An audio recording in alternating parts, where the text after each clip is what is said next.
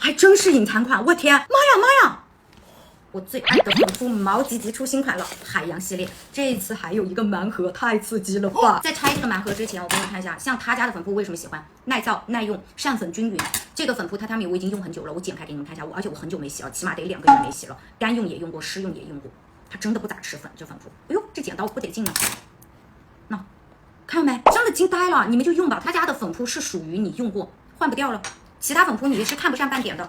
我们直接来拆这个盲盒，据说里边有机会拆到隐藏款啊，1/5的概率。噔噔噔噔，里边有8个，给我好手气，第一个就拆到隐藏款啊，包装还是那么好看呢，还真是隐藏款，我天，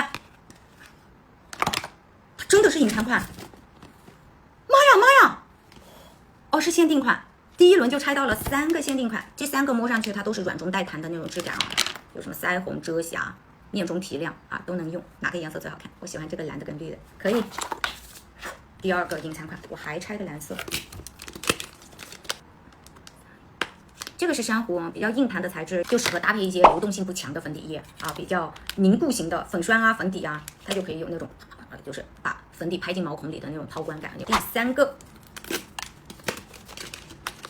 哦。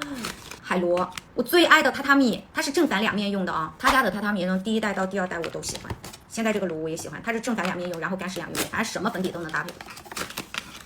这个是什么？这个海星它是一个棉花弹的，它就特别的软，搭配什么滋润粉底、瓷砖粉底都可以啊。这个就是最不挑粉底液的一种铺型棉花弹。好，再来，哎，这是第几个？第4个。又是一个螺，这个螺跟这个螺有什么区别啊？它也是榻榻米的，